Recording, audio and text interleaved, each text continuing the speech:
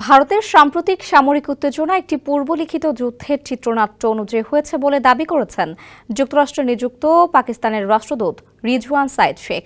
ইসলামাবাদে তাশাক্কুর উপলক্ষে দেওয়া এক বক্তব্যে তিনি এই মন্তব্য করেন। তিনি বলেন, বিশ্বের শক্তিধর দেশগুলো দক্ষিণ এশিয়ার উত্তেজনাপূর্ণ পরিস্থিতির নেতিবাচক প্রভাব সম্পর্কে সচেতন এবং এই উত্তেজনা কমাতে মার্কিন নেতৃত্ব গুরুত্বপূর্ণ ভূমিকা রাখছে।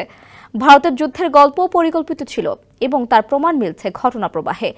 পুলওয়ামা হামলার পর যা ঘটেছে তাতে স্পষ্ট যে সেই চিত্রনাট্য আগেই লেখা ছিল। তিনি অভিযোগ করেন, পুলওয়ামার ঘটনার পরপরই ভারতীয় সরকার ও গণমাধ্যম যুদ্ধমুখী প্রচারে নামে।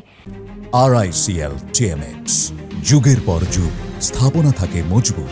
বারবার সতর্ক করার পরও ভারত আগ্রাসনের পথ বেছে নেয় এবং সাধারণ মানুষ এমনকি নারী ও শিশুদেরও লক্ষ্যবস্তু বানায়।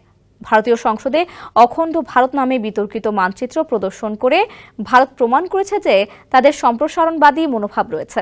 রাষ্ট্রদূত জানান, পাকিস্তান 22 এপ্রিল থেকে ভারতের কাছে নির্দিষ্ট প্রমাণ চেয়ে আসছে, কিন্তু ভারত তা দিতে ব্যর্থ হয়েছে। এছাড়াও তিনি বলেন, মসজিদ লক্ষ্য করে হামলা চালানো সহ ভারতের কিছু পদক্ষেপ খুবই উস্কানিমূলক ও অশান্তিকর। এ বক্তব্যে তিনি স্পষ্ট জানান, পাকিস্তান কূটনৈতিক পথেই সমস্যার সমাধান চায়, কিন্তু ভারতের আচরণ শান্তি স্থাপনের পথে বড় বাধা।